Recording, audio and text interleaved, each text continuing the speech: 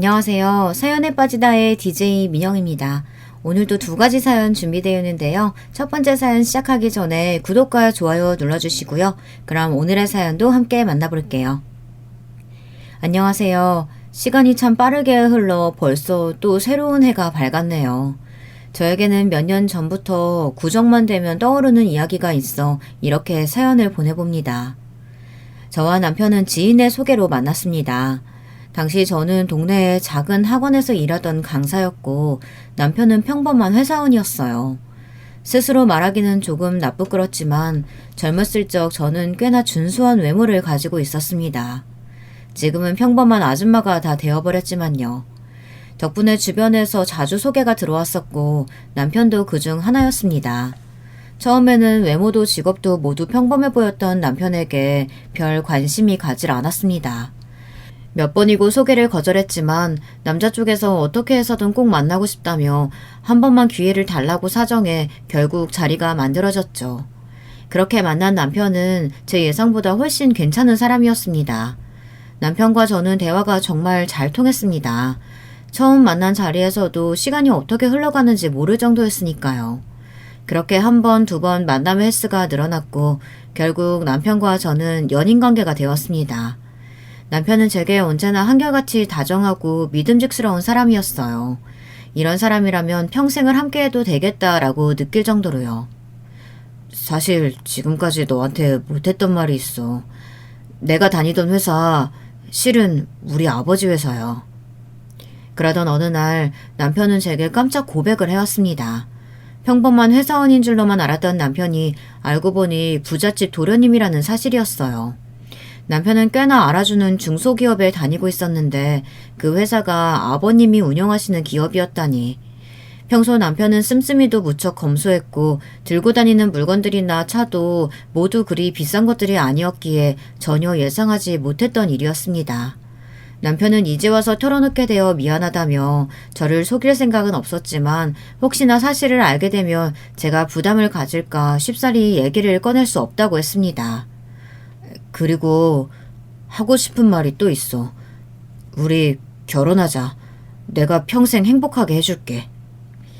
슬슬 둘 다 결혼을 생각할 나이였기에 남편의 프로포즈는 어느 정도 예상하고 있었던 일이었지만 저는 프로포즈를 마냥 기쁘게 받아들일 수만은 없었습니다. 당시 저는 모아놓은 돈이 전혀 없었거든요. 정확히 말하자면 돈을 모을 수 없는 상황이었습니다. 집안 사정이 조금 복잡했거든요. 프로포즈 해준 건 정말 기쁜데 나 당신하고 결혼할 자신이 없어. 당신 집안 수준에 맞춰서 혼수며 예단이며 해갈 형편도 안 되고. 이것 봐. 내가 너 그렇게 생각할 줄 알고 지금껏 얘기 못 꺼낸 거야. 부담 가질 필요 없어. 우리 부모님 그렇게 사치스러운 분들도 아니고 네 집안 사정 얘기하면 잘 조율해 주실 거야. 그건 당신 생각이잖아. 부모님께 얘기 꺼내보기나 했어? 분명 나 같은 며느리 싫어하실 거야. 난 평생 시부모님 눈치 보고 살 자신 없어. 미안해. 남들이 들으면 굴러들어온 복을 걷어찼다고 생각할 수도 있겠지만 당시에 저는 정말 남편의 집안 배경이 부담스러웠습니다. 사람은 끼리끼리 만나야 한다고 하잖아요. 부잣집 며느리라니 생각해 본 적 없는 자리였고 분명 남편의 부모님께서도 저 같은 조건의 여자를 며느리로 원치 않으실 거라 생각했습니다. 아가, 내가 널 얼마나 만나고 싶었는지 아니? 우리 아들이 어찌나 네 자랑을 입이 마르고 닳도록 하던지. 듣던 대로 너무 예쁘구나. 부모님께서 딸을 아주 잘 키워주셨어. 식은 언제 올리는 게 좋을까? 되도록 빨리 올렸으면 좋겠는데. 아유 뭐 내 정신 좀 봐. 그러고 보니 식 날짜는 여자 쪽에서 잡는다고 하던데. 우리 때야 그냥 어른들 시키는 대로 만났으니 내가 뭘 알겠니. 원하는 날짜로 잡아서 알려주렴. 남편의 끊임없는 설득 끝에 결국 잔뜩 긴장한 채로 처음 만나뵈러 간 시부모님께서는 제 상상 속 부자들의 모습과는 정반대였습니다. 명품을 온몸에 휘감은 채 어딜 감히 너 같은 년이 우리 아들을 넘봐하시며 물이라도 얼굴에 끼얹는 것은 아닌가 걱정했던 제가 바보같이 느껴질 정도로요. 시부모님께서는 남편처럼 다정하고 소탈하신 분들이셨습니다. 특히 시어머니께서는 첫 만남부터 저를 몹시 예뻐해 주셨어요. 집이며 혼수며 시댁에서 전부 준비해 줄 테니 넌 걱정 하나 할 필요 없다면서요. 형편이 넉넉한 쪽에서 더 쓰는 거지. 아가, 너무 부담 가질 필요 없다. 너희 둘이 행복하게 살기만 하면 우린 그걸로 됐다. 예물 예단 뭐가 그렇게 중요하겠니? 결국 다 거칠애일 뿐인데. 그런 시어머니의 말씀에 저는 너무나도 죄송하고 감사한 마음뿐이었습니다. 그렇게 남편과 저는 결혼 준비를 시작했어요. 결혼식 날짜를 잡고 식장을 알아보던 중 시어머니께 갑작스럽게 연락이 왔습니다. 아가, 식장 아직 안 정했지? 신라 호텔로 했으면 하는데. 얼마 전에 호텔 결혼식에 다녀왔는데 참 좋더라고. 요즘 다들 호텔에서 결혼하잖아. 괜찮지? 시어머니의 물음에 아무렇지 않은 목소리로 답하기는 했지만 전화를 끊고 나니 많은 생각이 몰려왔습니다. 당시 저는 평범한 식장의 가장 작은 홀들을 알아보고 있었거든요. 예물과 예단은 생략하고 집과 혼수는 남편이 모두 마련해 올 테니 그 외에 결혼식에 들어가는 돈이나 잡다한 비용들은 모두 제 쪽에서 부담할 생각이었습니다. 그런데 호텔 결혼식이라니 제가 부잣집 며느리가 된다는 사실을 잠깐 망각하고 있었던 거죠. 아무리 제 수준에 맞춰서 시댁에서 배려를 해주신다고 하더라도 남들 보는 눈이라는 것도 있었으니까요.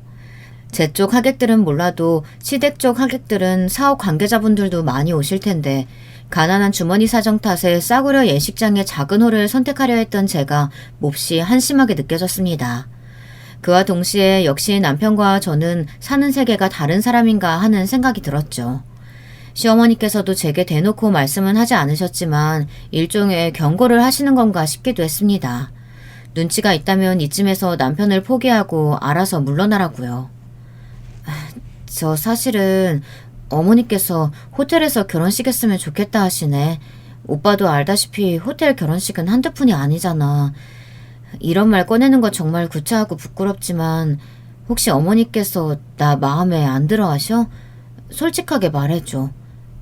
결국 저는 한참을 혼자서 끙끙 앓으며 고민만 하다가 남편에게 조심스레 이야기를 꺼냈습니다. 어머니께서 내게 호텔 결혼식 얘기를 꺼내셨다. 결혼식 비용 등은 내가 부담하기로 한 걸 어머니도 알고 계실 텐데 이런 말씀을 꺼내신 건 혹시 알아서 나가 떨어지란 얘기냐. 내가 지금 눈치 없이 오빠 옆에 붙어 있는 거냐. 상처받지 않을 자신이 있으니 제발 솔직하게 말해달라. 그동안 혼자서 생각해왔던 것들을 쏟아내듯 말했고 한참 이야기를 듣고 있던 남편은 크게 웃음을 터뜨리더라고요. 뭐야. 요즘 기분 안 좋아 보이더니 그런 고민하고 있었어? 이상한 부자들 나오는 드라마 너무 많이 본 거 아니야? 어머니께서 벌써 호텔 예약 다 하셨어. 너한테 허락 구하려고 전화하셨던 걸 텐데 어머니도 참 헷갈리게 말씀하셨나 보네. 요즘 드레스는 언제 보러 가냐고 나한테 얼마나 보채는지 너 부담스러울까봐 먼저 연락도 잘 못하시겠다고 하더라. 남편의 말에 그동안 피해의식에 사로잡혀 시부모님을 오해했던 제가 너무나 부끄러워졌습니다.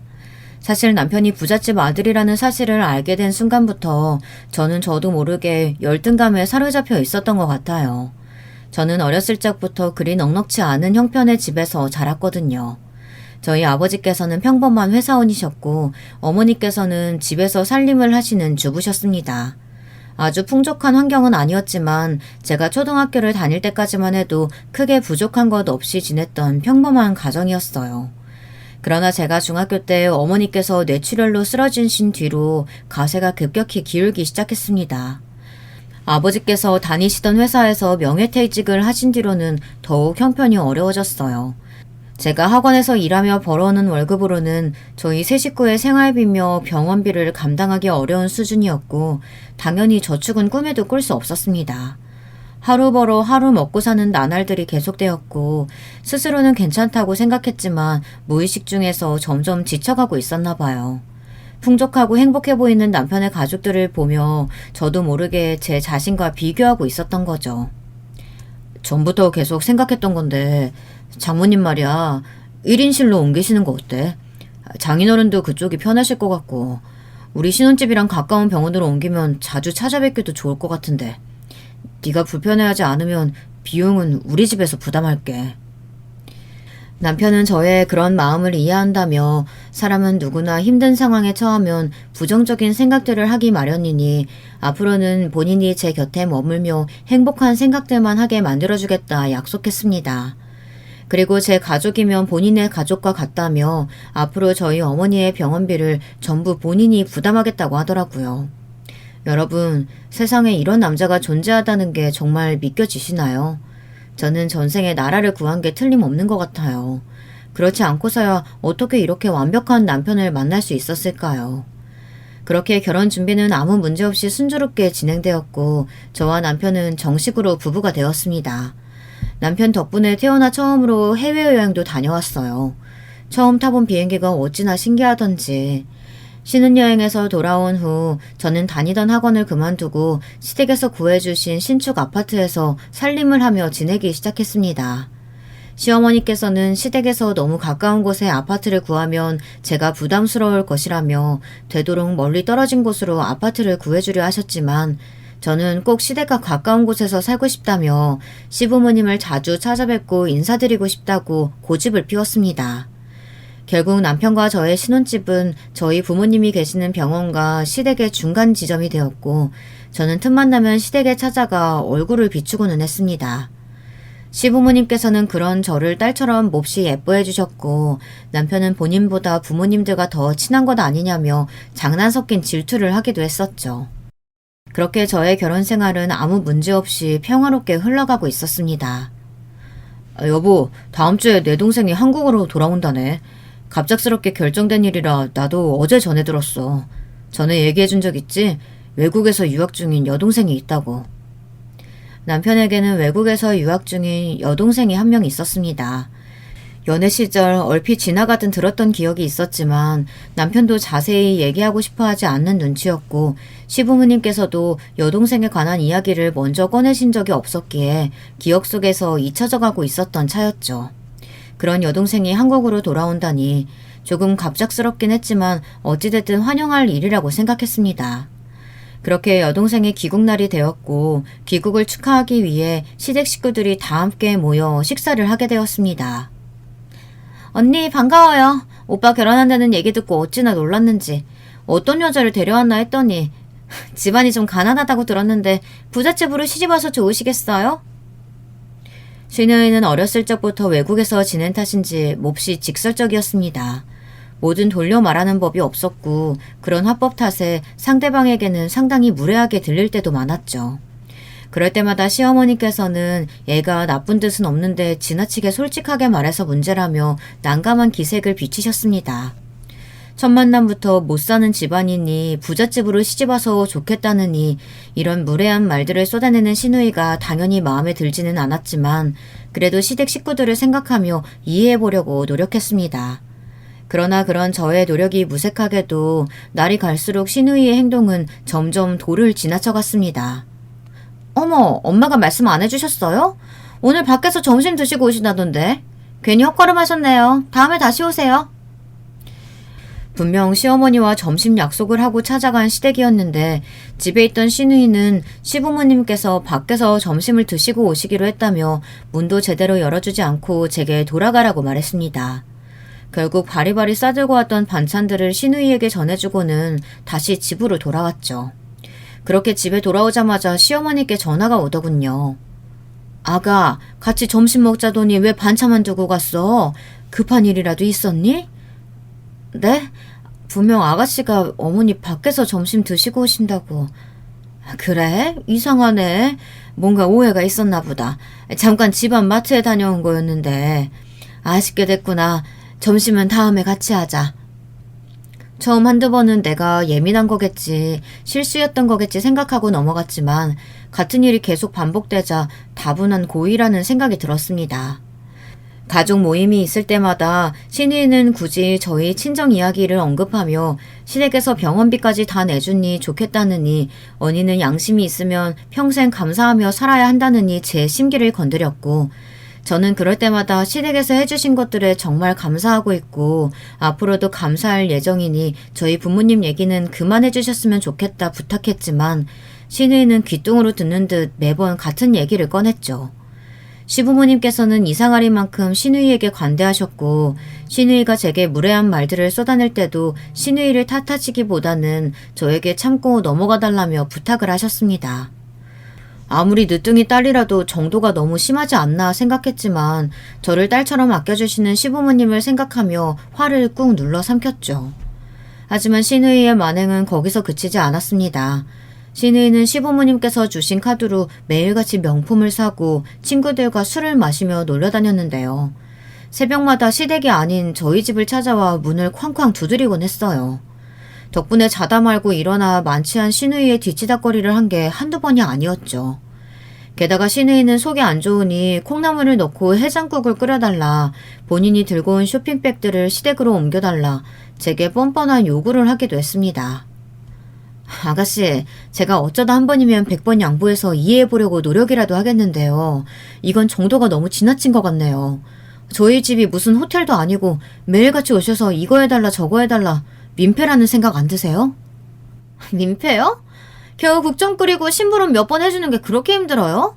언니는 시집 잘와서 시부모한테 딸처럼 예쁨 받고 가난한 친정부모 병원비까지 받고 아무것도 안 하면서 이렇게 좋은 집에서 잘만 살잖아요. 오히려 언니야말로 우리 가족한테 민폐 끼치고 있다는 생각 안 들어요? 뭐라고요? 지금 말 다 했어요? 내가 지금까지 시부모님 얼굴 봐서 참아보려고 했는데 더 이상은 도저히 못 참겠네요. 당장 우리 집에서 나가요. 그렇게 저는 신우이를 집에서 쫓아냈고 그날 저녁 퇴근하고 돌아온 남편을 앉혀놓고 그간 참았던 얘기를 쏟아냈습니다. 당신 여동생 해도 정말 너무한 거 아니야? 솔직히 가족 모임 때도 그렇고 시댁 찾아갈 때마다 나한테 막말하는 거 너무 듣기 싫었지만 참았어. 대놓고 나 무시할 때도 시부모님 생각해서 이해해보려고 했어. 근데 이렇게 매일같이 집에 찾아와서 한유 취급하는 건 좀 아니지 않아? 당신도 그렇고 시부모님도 그렇고 아가씨한테 왜 그렇게 쩔쩔매는 거야? 가끔 보면 아가씨가 이 집 상전인 것 같아. 나 앞으로 이렇게 못 살겠어. 화병 날 것 같다고. 여보, 미안해. 그동안 당신 고생하는 거 다 알고 있었는데 사실 당신한테 말 못했던 게 있어. 내 동생 우리 집 친딸이 아니야. 알고 보니 신우이는 시댁 식구들과 피 한 방울 섞이지 않은 입양아였습니다. 시어머니께서는 남편을 출산하신 이후로 꽤 긴 시간이 지나고 나서야 둘째를 임신하셨다고 합니다. 생각지도 못했던 늦둥이에 시부모님께서는 몹시 기뻐하셨고 아이는 예쁜 공주님이었습니다. 시부모님께서는 온 정성을 다해 딸을 키우셨고 집안에는 언제나 웃음이 가득했습니다. 그렇게 행복한 시간이 이어지던 어느 날이었습니다. 막 두 돌이 지났던 딸은 산책 나가는 것을 몹시 좋아했기에 시어머니께서는 하루에 한 번씩은 딸과 함께 공원으로 나들이를 나가셨다고 합니다. 그날도 여느 때와 같이 딸을 유모차에 태우고 산책을 나가셨고 즐거운 시간을 보내고 집으로 향하던 길이었습니다. 교통사고였어. 음주운전 차량이었지. 어머니께서는 크게 다치지 않으셨지만 동생이 타고 있던 유모차는 완전히 박살이 났어. 당연히 그 안에 타고 있던 동생도. 어머니께서는 사고 이후로 한동안 완전히 폐인이 되셨어. 본인이 딸을 죽인 거나 마찬가지라면서. 시어머니께서는 사고 이후로 심한 죄책감에 시달리셨다고 합니다. 사고 후 몇 달이 지나도록 딸이 사용하고 있었던 물건들을 버리지 못하고 모아두셨고 하루 종일 딸의 물건들을 매만지고 또 매만지며 멍하니 앉아있는 날들이 반복되었습니다. 시간이 흐를수록 죽은 딸에 대한 그리움은 커져만 갔고 결국 시부모님께서는 딸과 비슷한 나이에 같은 이름을 가지고 있던 신우이를 입양하게 되었습니다. 시어머니께서는 죽은 딸에게 속죄하는 마음으로 신우이를 친딸 이상으로 사랑하고 아끼며 키우셨고 신우이 또한 시부모님의 사랑을 받으며 무럭무럭 자라났습니다. 그렇게 신우이가 중학생이 되던 해였습니다. 엄마, 이거 뭐야? 왜 가족 사진에 내가 모르는 애가 있어? 신우이는 우연히 죽은 딸과 함께 찍었던 가족 사진을 발견하게 되었고 시어머니께 그에 관해 물어왔다고 합니다. 갑작스러운 물음에 시부모님께서는 당황하셨지만 언젠가는 알게 될 일이라고 생각해 신우이에게 죽은 딸에 대한 이야기를 해주었습니다. 너는 사실 입양아이고 너를 데려오기 전에 언니가 한 명 있었으며 사고로 하늘나라로 떠나게 되었다고. 모든 사실을 알게 된 시누이는 몹시 충격을 받았다고 합니다. 그 뒤로 동생은 완전히 엇나가기 시작했어. 본인이 죽은 언니의 대체제라고 생각했던 모양이야. 사실 어느 정도는 맞는 말이었지. 일부러 이름까지 똑같은 아이를 데려왔으니. 본인이 입양하라는 사실을 알게 된 후로 시누이는 몹시 예민해졌습니다. 남편과 조금만 차이를 두고 대해도 본인이 친딸이 아니라 입양아이기 때문이냐며 소리를 바락바락 질렀고, 나한테서 죽은 딸 노릇을 기대하지 말라며 가족들과의 대화를 거부하기도 했다고 합니다. 시부모님께서는 절대 그렇지 않다며 죽은 딸이 그리운 마음에 너를 데려온 것은 사실이지만 지금은 너를 있는 그대로 사랑하고 있다. 시누이의 마음을 돌려놓기 위해 애쓰셨지만 아무 소용이 없었습니다. 그렇게 점점 시부모님과 시누이의 사이는 멀어져만 갔고 시누이의 비위를 맞추기 위해 애쓰시던 시부모님께서도 점점 지쳐가셨다고 합니다. 나 유학 보내줘. 더 이상 이 집에서 못 살겠어. 얼마 지나지 않아 시누이가 먼저 유학을 가고 싶다는 뜻을 전했고 시부모님께서는 크게 내키지 않았지만 멀리 떨어져 있으면 혹시나 관계 회복에 도움이 될까 싶어 시누이가 원하는 대로 유학을 보내주셨다고 합니다. 그렇게 시누이는 유학을 떠났고 성인이 될 때까지 외국에서 지냈습니다. 시부모님께서는 유학 도중 몇 번이나 이제 그만 한국으로 돌아왔으면 한다는 뜻을 내비치셨지만 시누이는 단호하게 돌아갈 마음이 없다 답했다고 합니다.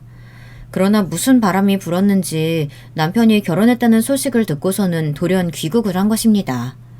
시부모님께서는 오랜만에 만난 딸이 어색하기도 하고 여전히 미안한 마음에 시누이의 아나무인적인 행동을 모두 묵인해주고 계셨던 것이었습니다. 아무리 그래도 그렇지 더 이상 어린애도 아니고 아가씨께서도 다 큰 성인이시잖아. 아가씨 한 명 때문에 도대체 몇 명이 고통받아야 돼? 시부모님께서도 할 만큼 하셨다고 생각하는데. 솔직히 나도 그렇게 생각해. 어렸을 적에야 충분히 충격받을 만한 이야기이긴 하지만 지금은 사리분별을 할 나이도 됐고 입양하라고 해서 우리 부모님이 차별하며 키우신 것도 아니잖아. 난 어렸을 적부터 오히려 나보다 동생을 더 이뻐하신다고 생각했거든. 물론 내가 동생 입장이 되어본 적이 없으니 모든 걸 이해할 수는 없겠지만. 사실 나도 오빠한테 말하지 않았던 얘기가 있어. 아가씨께서 입양하라니 조금 신기하긴 하네. 실은 나도 입양하거든. 제 말에 남편은 너무나 놀란 표정이었습니다. 여러분들께서도 조금은 놀라셨나요? 저도 참 사람 운명이란 게 얄궂다고 생각했습니다. 이렇게 가까운 곳에서 또 다른 입양아를 만날 줄 몰랐거든요. 저희 아버지께서는 무정자증이셨고 그 사실을 결혼 후 꽤 시간이 지난 후에 알게 되셨다고 합니다. 그렇지만 저희 부모님께서는 오랫동안 자식을 바래오셨고 결국 양가 어른들의 반대에도 불구하고 저를 입양해 키우셨다고 합니다. 저는 시누이보다 더 어렸을 적에 제가 입양하라는 사실을 알게 되었어요. 물론 저도 처음에는 그 사실을 받아들이기 힘들었습니다. 부모님이 그동안 저를 속여왔다고 생각했고 어쩌다 제게 큰 소리를 치시면 내가 친자식이 아니어서 그렇구나. 괜히 부모님을 원망할 때도 있었어요. 그렇지만 저희 부모님께서는 그런 저를 이해해 주셨고 제가 혼란스러운 시기를 잘 넘길 수 있도록 꾸준히 저를 지켜봐 주셨습니다. 그러다 어머니께서 병으로 갑작스레 쓰러지시게 되었고 아픈 몸으로도 언제나 본인보다 제 걱정을 먼저 하시는 어머님을 보며 점점 마음의 문이 열렸던 것 같아요. 남편과 시댁 식구들에게 이런 사실을 숨길 생각은 없었지만 굳이 먼저 말할 필요도 없다고 생각했습니다. 제가 입양하라는 사실이 부끄러워서가 아니라 전 정말로 저희 부모님이 친부모님이나 다름없다고 생각했거든요. 아가씨, 저랑 얘기 좀 해요. 아가씨가 입양하라는 얘기 들었어요. 그래서요? 제가 입양하면 뭐가 달라지는데요? 시댁 식구들하고 피도 섞이지 않아놓고 뭘 그리 시누이 노릇했냐 따지기라도 하시려고요? 아니요. 피가 섞이지 않았어도 아가씨는 제 시누이예요. 시댁 식구들하고 한 가족이고요. 아가씨가 지금 어떤 심정인지 잘 알아요. 온 가족에 내 편은 하나도 없는 것 같고 부모님께 언제라도 버림받을 것 같고 두렵죠? 그쵸? 뭐예요? 언니가 뭘 한다고 갑자기 위로하는 척하는 건데요? 믿기지 않으시겠지만 사실 저도 입양아예요. 누구보다도 지금 아가씨의 심정 잘 알아요. 저도 한때는 그랬었거든요. 제 말에 신우이는 상당히 놀란 눈치였습니다. 설마 하니 제가 입양하라고는 신우이도 생각조차 못했었겠죠. 그렇게 저는 신우이에게 제 어린 시절 이야기를 모두 털어놓았습니다. 남편에게는 하지 않았던 더 속 깊은 얘기들까지요. 처음에는 경계심이 가득한 얼굴로 이야기를 듣던 신우이도 나중에는 본인의 이야기를 꺼내놓았습니다. 사실 그동안 저도 너무 괴로웠어요. 부모님이 그럴 분들이 아니란 걸 알면서도 자꾸 그 사진의 아이 얼굴이 떠오르고 부모님께서 나를 볼 때마다 죽은 언니를 생각하고 있는 건 아닐까. 조금이라도 언니와 다른 모습 보이면 날 버릴 준비를 하고 있는 건 아닐까 두려웠어요.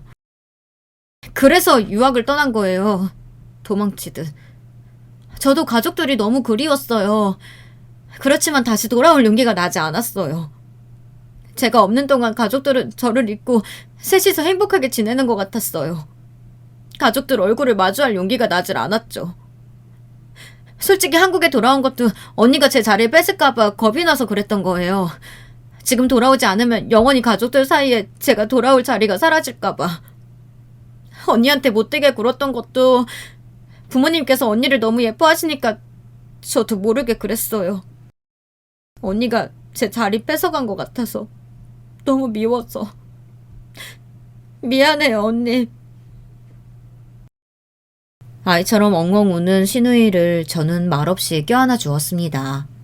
그렇게 신우이는 닫혔던 마음의 문을 조금씩 열기 시작했고 시부모님과도 저와도 좀 더 가까운 사이가 되었어요.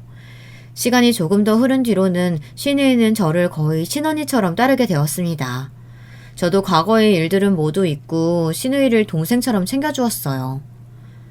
언니, 저 결혼하려고요. 언니한테 제일 먼저 얘기하는 거예요. 그러던 어느 날이었습니다. 신우이는 시아버지께서 소개해준 회사에 취업해 일을 하고 있었고 저와도 간간히 만나 식사를 함께하곤 했어요. 회사에 만나는 남자가 생겼다는 건 알고 있었지만 너무나 갑작스러운 소식이었습니다. 제가 알기로는 겨우 3개월 정도 만난 사람이었거든요. 소식을 들은 시부모님과 남편도 너무 급하게 결정한 것 아니냐며 걱정했지만 신우이는 강경했습니다. 결국 신우이의 고집을 꺾지 못하고 일사천리로 결혼이 진행되었고 상견례 자리에서 만난 신우이의 남편, 그러니까 시매부는 선한 인상의 다정한 사람처럼 보였어요. 시매부는 홀어머니를 모시고 살고 있었고 시어머니께서도 굉장히 고상하시고 사근사근한 분이셨습니다. 급하게 성사된 결혼이기는 했지만 그래도 신우이가 괜찮은 남자를 데려온 것 같아 조금 안심이 되었죠. 결혼하고는 시댁으로 들어가려고요. 평생 부모님께 받기만 하고 살아왔으니 이제부터라도 제 힘으로 살아보고 싶어요. 시댁에서 지내다가 남편이랑 같이 돈 모아서 독립할 거예요. 부모님께서 얻어주시겠다는 아파트를 뒤로하고 본인 발로 시댁으로 들어가겠다니 시부모님께서는 당연히 부정적인 입장이셨지만 신우이는 이번에도 강경했습니다. 결국 신우이는 예고했던 대로 결혼 후 시집살이를 시작했고 시부모님께서는 걱정이 이만저만이 아니셨습니다. 저는 그런 시부모님께 신우이가 어디 시집살이 당하고 살 성격이냐며 오히려 큰소리 떵떵치며 잘 지낼 테니 너무 걱정하지 마시라 농담 섞인 위로를 드렸죠. 그러나 시부모님께서 걱정하셨던 대로 신우이는 시댁에 들어간 뒤로 연락이 잘 되질 않았습니다. 결혼 전에는 일주일에 한 번씩은 꼭 식사를 같이 하고 하루에 한두 번씩 대화를 나눌 만큼 친밀한 사이였는데 조금 걱정이 되기는 했지만 그만큼 결혼 생활이 즐거우니 친정 식구들 생각이 나지 않는 것이라고 긍정적으로 생각하기로 했습니다. 시부모님께서는 신우이가 결혼한 후 연락이 너무 없다며 결혼 생활에 무슨 문제가 있는 게 아닐까 여전히 걱정이 많으셨습니다. 그런 시부모님의 걱정을 들을 때면 저도 마음 한켠이 불편해지긴 했지만 신우이 성격에 무슨 일이 있으면 연락을 하고도 남으리라 생각했어요. 언니, 잘 지내요? 제가 그동안 연락을 너무 못했죠. 요즘 정신이 너무 없어서요. 언니, 아무래도 제가 결혼을 너무 성급하게 했나 봐요. 아니에요. 부모님한테는 비밀로 해주세요. 괜히 걱정하실까 봐요. 곧 구정인데 만나서 말씀드릴게요. 그렇게 전화를 끊으려는 신우이를 붙잡고 무슨 일이 있냐 물었지만 신우이는 설에 만나 이야기하자는 말만 반복하더라고요. 찜찜한 기분으로 전화를 끊긴 했지만 아무리 생각해도 신우이의 결혼 생활에 무슨 문제가 생긴 것 같았습니다. 맘 같아서는 당장의 신우이 시댁을 찾아가고 싶었지만 괜히 신우이가 곤란해질까 싶어 결국 얼마 남지 않은 설을 기다리기로 했습니다. 그렇게 설 당일이 되었고 만나서 이야기해주겠다던 신우이는 친정에 찾아오기는커녕 연락 한 통이 없었습니다. 신우이에게 무슨 일이 생긴 게 틀림없다는 확신이 들었고 남편과 함께 신우이를 찾아가려 자리에서 일어나려던 차였습니다. 언니, 저 좀 살려주세요. 시어머니가 저를 죽이려고 해요. 친정에 가겠다고 했더니 갑자기 미친 사람처럼 돌변해서는. 갑작스레 걸려온 신우이의 전화는 그렇게 끊어졌고 소스라치게 놀란 시댁 식구들은 모두 급하게 차에 올라타 신우이의 시댁으로 향했습니다. 차를 타고 가는 내내 손발이 덜덜 떨리고 눈물이 났습니다. 신우이에게 나쁜 일이 생기기라도 한다면 그동안 신우이의 결혼 생활에 문제가 있는 걸 알면서도 적극적으로 행동을 취하지 않았던 과거의 제가 너무나 원망스러웠습니다. 그렇게 신우이의 집 앞에 도착했고 사정없이 대문을 두드리며 소리를 질렀습니다. 그러나 문 안쪽은 묵묵부답이었고 안에 있는 거 다 알고 있다며 당장 이 문을 열지 않으면 경찰에 부르겠다 고래고래 난리를 치고 나서야 문이 열리더군요. 동네 시끄럽게 왜 이러십니까? 교양업계. 아내는 지금 아파서 못 나갑니다.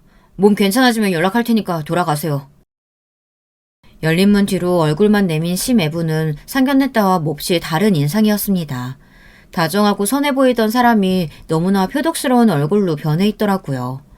이미 눈이 돌아갔던 남편은 그런 심애부를 사정없이 밀치고 집 안으로 들어갔습니다. 그렇게 들어간 집 안에는 다시 생각해도 너무나 끔찍한 장면이 펼쳐져 있었습니다. 신우이는 거실 바닥에 쓰러져 있었고 신우이의 시어머니는 그 앞에서 씩씩대고 있었어요. 바닥에는 나무 빗자루가 나동그라져 있었어요. 집 안으로 들어선 저희와 눈이 마주친 시어머니는 미친 사람처럼 소리를 질렀습니다. 남편은 바로 경찰을 불렀고 저와 시부모님은 쓰러져 있던 신우이를 부축해 급히 병원으로 향했습니다. 신우이는 온몸에 피멍이 들어있었고 머리에도 큰 상처가 났다고 했습니다.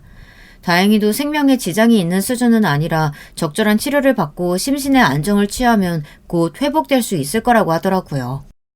얼마 지나지 않아 기절했던 신우이는 의식을 되찾았고 저와 시부모님은 안도의 눈물을 흘렸습니다. 신우이도 그간 마음고생이 심했는지 시부모님의 품에 안겨 오열을 했습니다. 신우이의 시어머니께서는 결혼 직후부터 완전히 다른 사람처럼 변하셨다고 합니다. 정확하게 말하자면 신우이와 단둘이 있을 때만요. 시 매부가 없는 자리에서는 신우이에게 막말을 쏟아냈고 가끔은 손찌검까지 했다고 합니다. 당연히 신우이는 그런 대우를 참고만 있을 성격이 아니었기에 바로 시 매부에게 이런 사실을 말했고 시 매부는 미심쩍어 하면서도 처음에는 신우이의 말을 믿어줬다고 합니다. 시 매부는 신우이의 시어머니께 며느리와 사이좋게 지내시라 부탁을 드렸고 시어머니께서는 시 매부 앞에서는 사람 좋게 웃으시며 네가 뭔가 오해를 했나 보다. 우리 며느리랑 내가 사이가 얼마나 좋은데 하며 뻔뻔하게 답을 하셨다고 합니다. 그리고서는 또 신우이와 단둘이 있을 때 겨우 그걸 못 참고 그새 내 아들한테 쪼르르 달려가 일러 바쳤냐고 내가 그런다고 누나가 깜짝할 것 같냐 큰 소리를 떵떵 치셨다고 합니다. 신우이가 밥을 차려드리면 국이 너무 짜다느니 반찬이 맛이 하나도 안 난다느니 별트집을 잡으시며 전부 싱크대에 버리시고서는 시 매부가 집에 돌아오면 국이 좀 간간하다 한마디 했더니 신우이가 그렇게 불만이면 드시지 마세요. 어머니께서 직접 차려 드시던지요. 하며 반찬들을 전부 싱크대에 버렸다 거짓말을 했습니다. 너무나 억울했던 신우이는 어머니께서 직접 버리신 거다. 나는 아무 잘못이 없다 호소했지만 계속 반복되는 고부 갈등에 시 매부도 지쳤던 건지 제발 그만들 좀 하라며 신우이의 말을 제대로 들어주지 않았죠. 그러나 결국 팔은 안으로 굽는다고 하던가요. 시 매부는 언젠가부터 신우이보다는 시어머니 편을 들기 시작했다고 합니다. 당신이 좀 참아라. 나이도 있으신 분을 그렇게까지 이겨먹고 싶냐. 생각해보니 당신이 어머니한테 너무 예의 없게 굴긴 했다 등등 매사에 신우이 탓을 했고 그런 시 매부의 마음은 어떤 사건을 계기로 완전히 시어머니 편으로 돌아섰습니다. 그날도 신우이는 평소와 같이 회사에서 일을 하다 집에 돌아왔는데 시어머니께서 다리에 깁스를 하고 계셨다고 합니다. 갑자기 웬 깁스냐며 어쩌다 다치셨냐 여쭤보니 시어머니께서는 아무런 대답을 하지 않으셨습니다. 신의는 영문을 모른 채 시어머니와 그 앞에 서 있던 시매부를 번갈아 쳐다봤고 시매부는 몹시 화가 난 얼굴이었다고 합니다. 당신 오늘 아침에 계단에서 어머니 밀었다는 게 진짜야? 그래놓고 회사에 늦었다고 나 몰라라 나가버린 거고? 그게 무슨 소리야. 내가 계단에서 어머니를 밀치다니. 나 오늘 아침에 어머니 뵌 적도 없어. 그만해라. 며느라가가 바빠서 급히 나가다가 나랑 부딪혔는데 기억을 못하나 보다. 회사에 늦었으면 그럴 수도 있지. 난 괜찮다. 신의는 정말 너무나 억울했습니다. 당연히 신의는 그날 아침에 시어머니를 계단에서 민 적이 없었거든요. 그러나 시매부는 본인의 어머니께서 자해 공갈을 하셨다고는 전혀 생각도 못했는지 억울함을 호소하는 신우이의 말을 모조리 무시해버렸다고 합니다. 정말 소름 돋는다. 지금까지 내 앞에서 그렇게 억울한 척 사람 좋은 척하면서 우리 어머니를 이런 식으로 취급하고 있었던 거야? 그동안 당신 말을 조금이나마 믿었던 내가 바보지. 너란 여자 지긋지긋하다. 그렇게 시매부와 신우이 사이는 완전히 틀어지기 시작했고 더 이상 이대로 당하고만 있을 수 없다 생각했던 신우이는 결국 집안에 시어머니 몰래 카메라를 설치했습니다. 신우이와 둘이 있을 때 드러나는 시어머니의 본상을 카메라에 담아 시매부에게 보여줄 생각이었죠.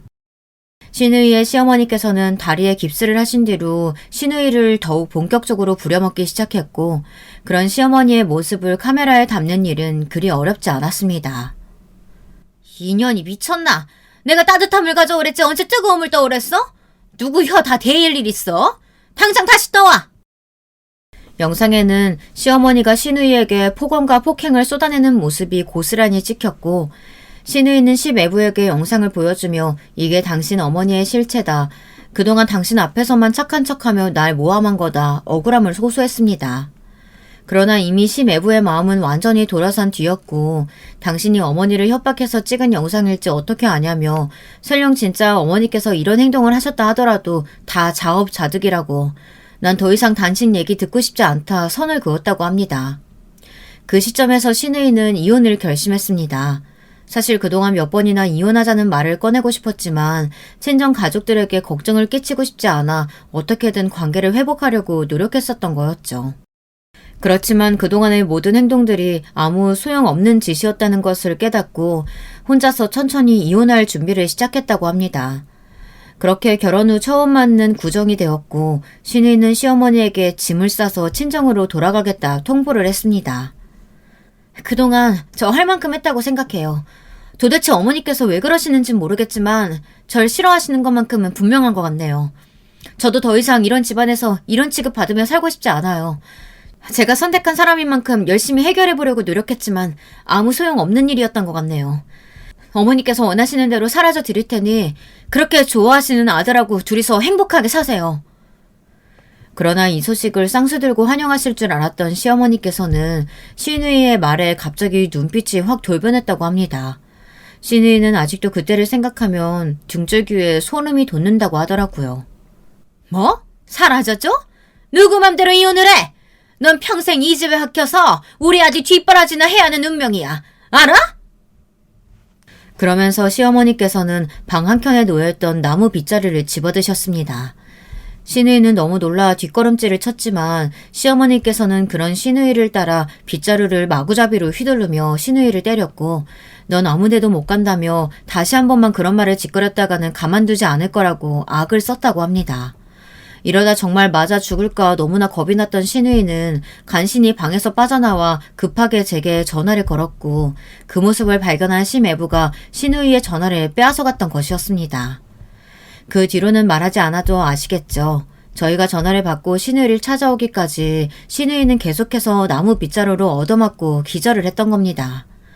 속에서 정말 천불이 났고 그 미친 여자와 시매부를 잡아다 당장이라도 똑같이 흠씬 두들겨 패주고 싶은 마음이었습니다. 시부모님께서는 당연히 바로 이혼 소송을 걸었고 신우이를 폭행했던 시어머니는 형사 고소를 했습니다. 폭행이 일어났던 현장에 경찰을 불렀고 여러 명의 증인과 병원 진찰 기록도 있었기에 고소는 순조롭게 진행되었습니다. 심애부는 그저 가정에서 일어난 작은 불화에 무슨 형사 고소까지 진행하냐며 앞으로 독립해서 신우이와 둘이 살 테니 이혼 소송이며 형사 고소며 모두 취하해달라고 부탁했고 물론 그 택도 없는 요구는 받아들여지지 않았습니다. 그때까지만 해도 사태의 심각성을 모르던 심애부는 신우이가 입원해 있던 병원을 찾아와 협박성 짙은 발언들을 했고 이에 분노한 시아버지께서는 바로 심애부의 회사에 연락해 심애부를 단칼에 잘라버렸습니다. 신우이와 심애부는 같은 회사에 다니고 있었는데 애초에 시아버지께서 신우이를 그 회사에 소개시켰던 이유가 회사 사장과 아주 잘 아는 사이였기 때문이었죠. 그런 사실을 알고 있을 리 없었던 심애부는 하루아침에 직장을 잃자 그제서야 발등에 불이 떨어진 모양이었습니다.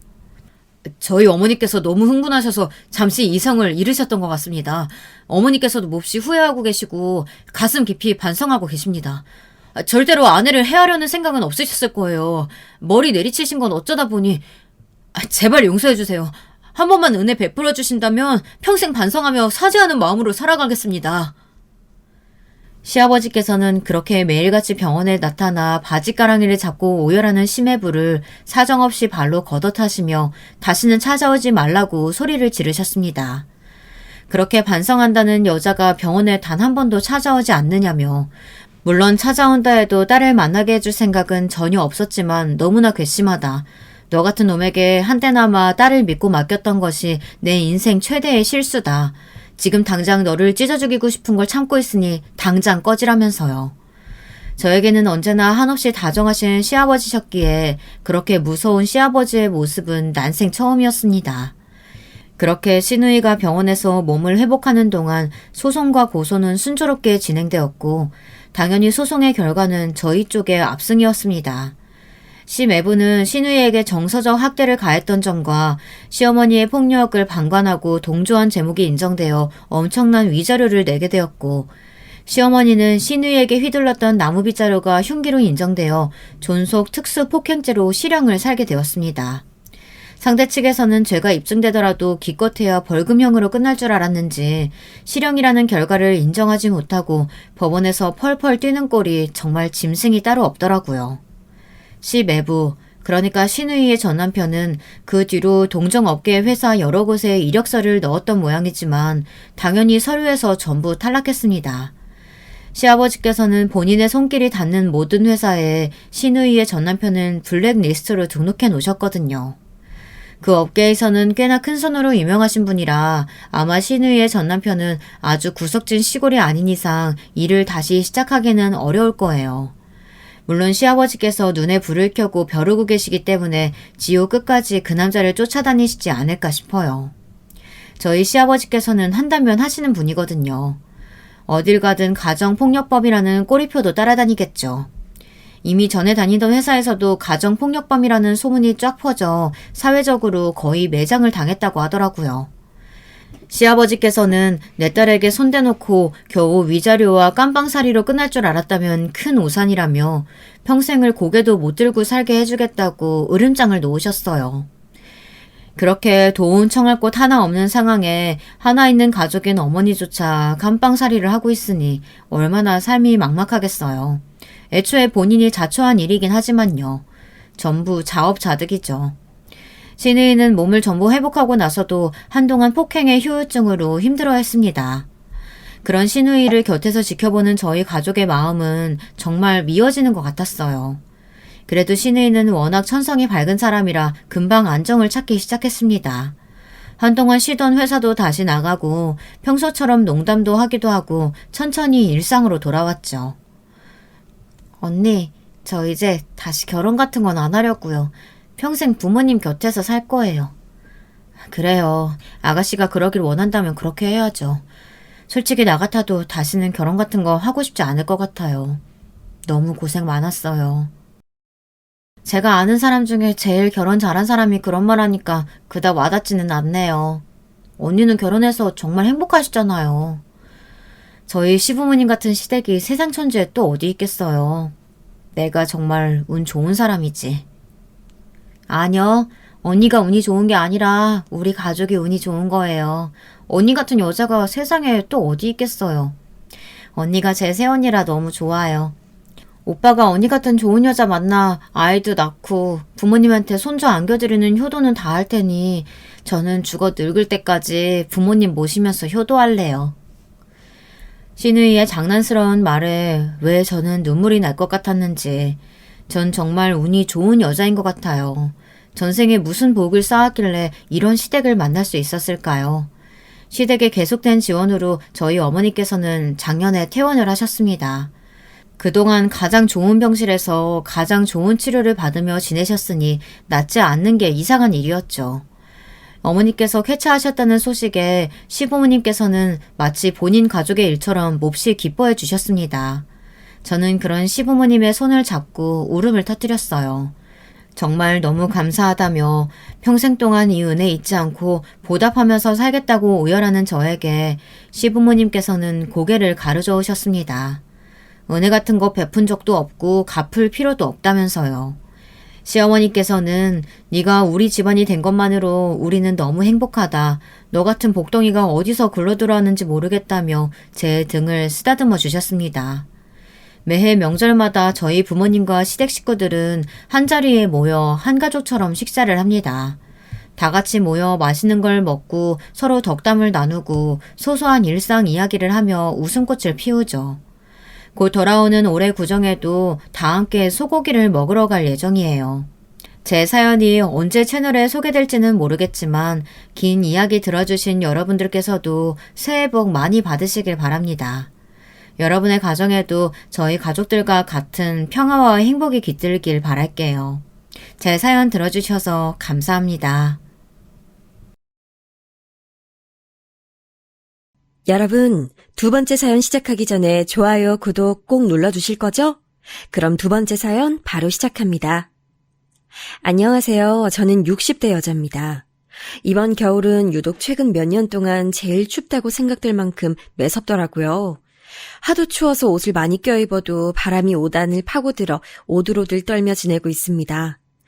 여러분도 이번 겨울이 유난히 춥다고 느껴지시나요? 모쪼록 건강관리 잘하셔서 아프지 않게 겨울 보내시길 바랍니다. 최근 우리 가족에게 있었던 일을 말해볼까 하는데 어디서부터 얘기해야 할지 몰라 한참을 생각했는데 순서대로 있었던 일을 말해볼까 해요. 겨울이 되면 항상 가난했던 예전 생활이 기억이 나서 오늘도 그 생각을 하느라 시간을 많이 보냈습니다. 저는 섬에서 태어났는데 제주도처럼 큰 섬은 아니고 남해에 있는 작은 섬에서 태어났어요. 중학교도 나오지 못한 저는 섬에서 부모님이 일찍 돌아가셔서 바다에서 해녀 일을 하며 돈을 벌었습니다. 그래도 이모가 같이 섬에 있어서 이모 집에서 숙식도 해결하고 사촌 동생들도 돌보며 살았어요. 외할아버지와 외할머니도 돌아가신 지 오래라 가족이라고는 이모네밖에 없었습니다. 이모부와 이모는 저를 친딸처럼 예뻐해서 외롭고 부모가 없어도 악착같이 버텼던 기억이 나요.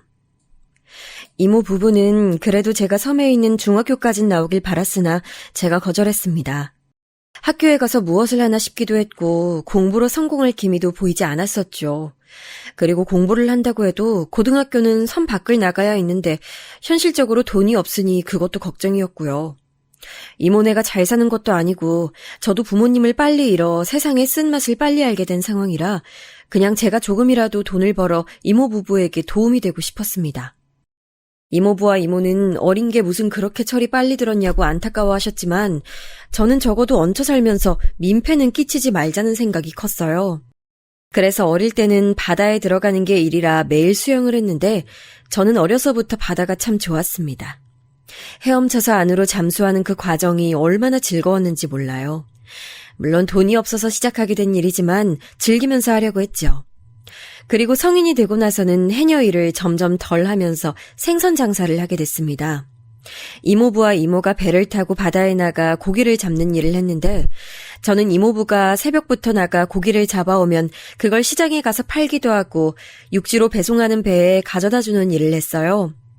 이모부가 배에서 내려서 정리하면 그걸 이모와 빨리 선착장으로 가져가서 팔고 남은 건 동네 사람들에게 팔았습니다.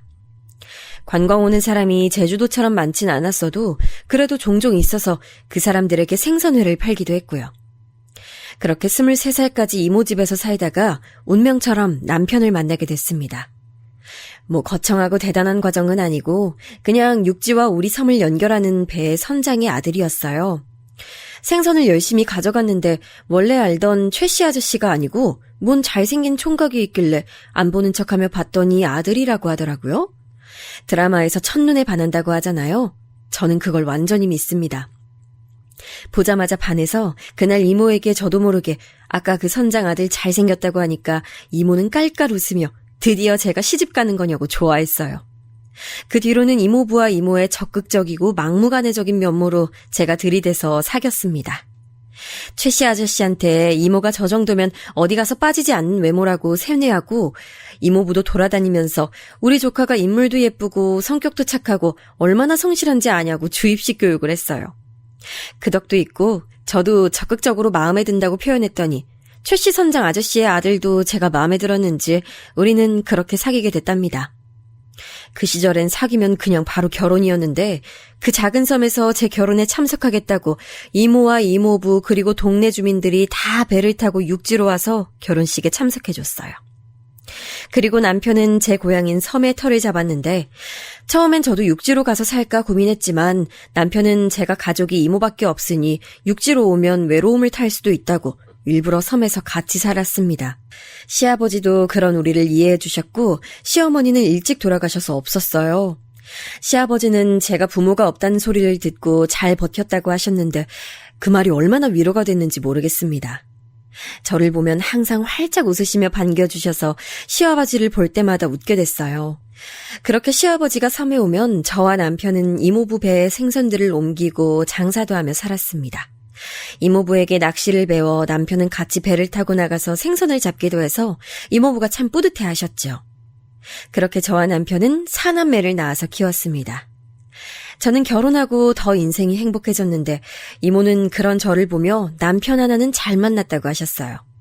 그 말은 진짜였는데 남편은 저한테도 잘하고 이모한테도 잘하고 무엇보다 우리 아이들한테 참 잘했습니다. 우리 아이들은 첫째는 아들, 둘째와 셋째는 딸, 막내는 아들이에요. 눈에 넣어도 아프지 않던 아이들을 키우려고 안 그래도 바쁘게 살았는데 날이 갈수록 남편과 저는 밤낮 없이 일하며 아이들을 키웠어요. 이모는 조카들이 다 자라서 육지로 갔기 때문에 우리 아이들을 손주라고 생각하고 얼마나 예뻐하셨는지 모릅니다. 그러다 제 인생 최초의 불행이 찾아왔는데 그날은 겨울이었어요. 도저히 잊을 수가 없단 날이라 아직도 꿈에 나오는 날이랍니다. 겨울에 배를 타는 것은 위험하고 또 너무 추워서 나가는 것을 꺼리는데 이모부와 남편은 그래도 돈을 벌어야 한다며 새벽에 배를 타고 바다로 향했습니다. 저는 그날 새벽을 아직도 기억하는데 남편이 잠에서 깨지도 못한 채 눈을 감고 양말을 신고 있었어요. 그런 남편이 안쓰러워서 뭐라도 먹이려고 부엌에서 삶은 달걀을 까서 입에 넣어주었던 것도 기억이 납니다. 달걀을 다 먹은 남편에게 물도 주고 무리하지 말고 오늘은 이모네 집에서 저녁에 고기 구워 먹기로 했으니 이모부와 적당히 잡고 들어오라고 했었죠. 남편은 그런 저에게 알겠다고 웃으며 사남매를 차례로 이마에 뽀뽀하고 집을 나섰습니다. 그리고 바다로 간 남편과 이모부는 그렇게 살아서 돌아오지 못했습니다. 비명을 지르며 슬퍼하는 이모를 옆에 두고 저는 막막함에 눈물을 흘리지도 못했어요. 날씨가 안 좋아서 다들 배에 타지 말라고 마을에서 말이 많았는데 그날이 기회라고 이모부와 남편이 고집을 부려 나간 거라 남 탓을 할 수도 없었습니다. 이모와 저는 한순간에 거짓말처럼 남편을 잃고 너무 슬퍼서 정신을 차릴 수가 없었는데 더 힘든 것은 제 밑으로 남겨진 4명의 자식이었습니다. 이모는 남편을 잃은 충격에 아무것도 못하고 집에 있었고 그런 이모와 4명의 어린 자식들의 생계를 책임지는 것은 저 하나였답니다. 그때 우리 애들 나이가 진짜 어렸는데 첫째는 초등학교에 다녔고 나머지는 미취학 아동이었으니 얼마나 어렸는지 아시겠죠? 저와 이모가 하던 일이 이모부와 남편이 고기를 잡아오면 그걸 파는 일을 했었기 때문에 우리는 일자리를 구하려고 얼마나 노력했는지 모릅니다. 시아버지는 소식을 듣고 저에게 육지로 와서 일하는 게 어떠냐고 하셨는데 저는 이상하게 섬을 떠날 생각을 하면 오히려 숨이 막혔어요. 그냥 거기서 태어나서 평생을 자랐고 남편이 떠난 곳도 바다라서 그 바다를 건널 자신이 없었답니다. 그리고 더 불행하게 이모는 이모부가 돌아가신 지 1년이 지나고 삶을 스스로 마감했어요. 유난히 사이가 좋았던 부부라 주위에선 하늘에서 만나려고 그랬다고 저를 위로했는데 저는 그런 이모를 이해하면서도 더 막막해진 현실에 밤하늘을 보며 얼마나 울었는지 모르겠습니다. 작은 섬에서 혼자 사남매를 키우는 일이 얼마나 힘든지는 굳이 말하지 않아도 아실 거라 믿어요. 남자가 집에 없으니 혼자 힘든 일은 다 하고 또 아무리 닥치는 대로 일해도 사남매에 먹을 것을 간신히 구하고 나면 또 금세 바닥을 보이는 통장을 보면 너무 막막했습니다. 아이들이 크면서 더 심해졌는데 제가 아무리 시장에서 일하고 남의 집 일을 대신하고 돈을 벌어도 돈이 모자라 쌀을 사는 것도 힘들었어요. 도저히 밥을 먹을 돈이 없어 감자와 고구마로 애들 끼니를 대신하고 저는 먹지도 못한 날이 진짜 셀 수도 없이 많습니다. 주위에선 제가 안쓰럽다고 저를 어릴 때부터 봐왔던 할머니들이 팔고 남은 생선들을 주고 밭에서 키운 당근이나 상추를 주지 않았으면 저는 굶어 죽었을 거예요. 다행히 이모네와 어릴 때부터 살던 곳이라 주민들이 제 상황이 안타깝다고 챙겨주셔서 그 덕에 죽지 않고 버틸 수 있었습니다. 그래도 저는 감자 한 알이라도 생기면 제가 먹는 게 아니고 우리 아이들 주려고 종일 주머니 속에 넣어놓고 집에 가면 꺼내서 4조각으로 잘라 아이들에게 주곤 했었죠. 나중에 그걸 알고 옆집 순이 할머니는 저를 따로 불러서 자기 앞에서 먹고 가라고 고구마를 꺼내주기도 했습니다. 제가 버텨야 새끼들도 버틴다고 몸을 잘 챙기라고 하셨어요. 그렇게 저는 시장에 가서 나물도 팔고 생선 장사도 돕고 남의 집 청소도 하며 닥치는 대로 돈이 드는 일이라면 제일 먼저 저를 쓰라고 광고하고 다니며 아이들을 키웠습니다. 그러다 보니 당연히 몸이 망가질 정도로 아팠는데 병원에 가는 시간도 아까워서 가지 않았어요. 약국에서 하도 약을 사 먹으니까 약사 어르신이 저보고 먹으라고 한약도 주시곤 했죠. 남편이 죽었을 때 막내 나이는 돌도 안 냈을 나이라 개를 업고 시장에서 생선을 자르고 있으면 아이가 울어도 달래주지도 못했어요. 그걸 보고 지나가던 사람들이 안쓰러운지 생선을 사주기도 했을 정도였습니다. 그렇게 애들을 다 초등학교에 보내고 나니까 그래도 마음 편하게 일할 수 있어서 다행이라고 생각했어요. 여전히 사는 게 힘들고 아이들을 키우며 여기저기 빌린 돈이 많아 아이들이 학교에 가면 돈을 벌어 그 빌린 돈을 갚고 하루 벌어 하루 먹고 사는 생활을 반복했습니다. 너무 못 먹어서 제 몸은 가면 갈수록 말라졌고 나중엔 안 먹는 상태가 익숙해서 하루에 감자 2-3알이면 충분하다고 느낄 정도였어요. 쉬는 날은 있지도 않았고 어쩌다 일이 없던 날이 오히려 심적으로 더 힘들어서 일부러 식당 앞을 기웃거리며 설거지할 사람 필요하지 않냐고 물으니까 사장님이 혀를 차곤 했습니다. 그런 암담한 상황에서도 제가 어떻게든 돈을 벌며 살 수 있었던 것은 다 우리 아이들 덕분이었어요. 제가 먹지 않아도 우리 아이들이 먹는 것을 눈앞에서 보면 배가 부르고 돈이 조금이라도 있으면 아이들 먹일 과자를 살 수 있었으니 동기부여는 확실히 됐습니다. 그리고 그중 첫째 아들한테 저는 동생들보다 더 신경을 많이 썼는데 장남이었고 공부를 잘해서 섬에 있는 학교였긴 했지만 늘 전교 1등을 했어요. 공부를 잘하니 남의 집에서 걸레로 바닥을 닦다가도 아들 생각을 하면 웃음이 나올 정도였습니다. 아들이 전교 1등이란 소리는 워낙 작은 섬이니까 금세 소문이 퍼졌는데 저에게 그렇게 힘들게 키우더니 그래도 저렇게 아들이 잘 컸으니 얼마나 다행이냐고 옆집 순이 할머니가 말씀하셨어요. 시아버지도 첫째 아들이 공부를 잘한다는 소리를 듣더니 너무 기뻐하시며 고등학교는 섬에 없으니 중학교를 졸업하면 꼭 자기가 있는 육지로 아들을 보내라고 하셨습니다. 학교에서 선생님이 저를 부르셔서 갔더니 꼭 첫째 아들은 육지에서 고등학교에 다녀야 한다고 중학교만 졸업하기엔 너무 아깝다고 저에게 강력하게 말하며 무슨 일이 있어도 아들을 내보내라고 했어요. 그때 그 시절엔 중학교만 졸업한 사람들이 꽤 있었고 아니 사실 초등학교만 졸업한 사람도 많았습니다. 우리 이모부가 바로 초등학교만 졸업하고 바로 바다로 갔던 분이세요. 아무튼 아들은 우수한 성적으로 중학교에서 두각을 보이고 시아버지가 계신 육지로 가서 고등학교에 입학하게 됐습니다. 시아버진 늘 저에게 아이들을 혼자 키우기 힘드니 꼭 한두 명은 본인에게 보내라고 매년 말씀하셨기 때문에 첫째 아들이 본인에게 가니까 너무 좋아하셨어요. 시아버지도 잘 사는 형편은 아니었지만 그래도 있는 힘껏 아들을 키워주셔서 정말 감사했습니다. 그렇게 순조롭게 어느 정도 제 인생이 풀리나 싶었는데 인생이 진짜 쉽지 않다는 것을 저는 그때 알게 됐어요. 바로 아들이 고등학교 3학년을 올라가던 때 시아버지가 돌아가셨습니다. 왜 제 주위 사람들은 이렇게 생을 빨리 마감하는 건지 너무 슬퍼서 어디 원망할 대상이 없나 찾아봤는데 그냥 제 팔자가 그렇더라고요. 시아버지는 힘든 형편에도 며느리가 혼자 아이들을 키운다고 안쓰럽게 여기며 섬에 와서 번 돈을 저에게 어떻게든 주고 가셨던 분이라 너무 슬펐습니다. 남편도 잃고 남편의 유일한 가족도 잃고 제 곁에 남은 어른이라곤 한 명도 없었죠. 하지만 시아버지의 죽음보다 더 막막했던 것은 바로 첫째 아들이었습니다.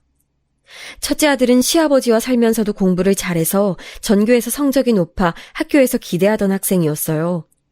섬에는 고등학교가 없어서 아들은 공부하려면 계속 거기서 다녀야 했는데 돌봐줄 어른이 없었고, 그렇다고 제가 섬 생활을 정리하고 거기로 가자니 가서 일구하는데도 시간이 필요할 거고 과연 일을 바로 구할 수 있을지 생각도 들었습니다. 그리고 아이들 학교도 그렇고 섬을 떠나는 것이 한 번의 결정으로 내려지는 사항이 아니었어요. 섬에서는 그래도 우리가 살 수 있는 집이라도 있지. 육지엔 시아버지와 첫째가 살던 집이 있었는데 너무 작아 우리 가족이 다 같이 살 수는 없었습니다. 결국 결정을 내렸는데 그 결정은 바로 둘째 딸이 육지로 가는 거였어요. 제가 고민하느라 고통스러워하자 둘째는 자기가 공장에 다니며 오빠가 공부할 수 있게 하겠다고 먼저 말했습니다. 저는 그런 딸에게 고맙고 미안했지만 차마 또 그러지 말라는 말은 하지 못했어요. 그렇게 둘째는 첫째가 있는 곳으로 가서 시아버지가 남긴 집에서 살며 공장에 다녔습니다. 열심히 밤낮으로 일해서 그 돈으로 첫째의 학비를 보태고 도시락까지 싸주며 둘째는 본인이 엄마처럼 오빠를 돌봤어요. 저는 아직도 이때를 생각하면 둘째에게 너무 미안해서 얼굴을 들지 못합니다. 저도 섬에서 셋째와 막내를 돌보며 열심히 돈을 벌어 어느 정도 모이면 육지로 보내면서 첫째와 둘째에게 어떻게든 도움이 되려고 애썼어요. 그렇게 첫째는 둘째의 도움을 받아 무사히 고등학교를 졸업하고 그 지역에 있는 국립대에 입학하게 됐습니다. 아이들만 집에 있어서 얼마나 걱정했는지 모르겠는데 결과가 좋아서 다행이라고 생각했어요. 저는 그렇게 부모 없이 공부해서 똑똑한 국립대에 입학한 아들도 자랑스러웠고 그런 오빠를 지원하겠다고 혼자 공장에 다니며 열심히 일한 둘째 딸도 자랑스러웠어요.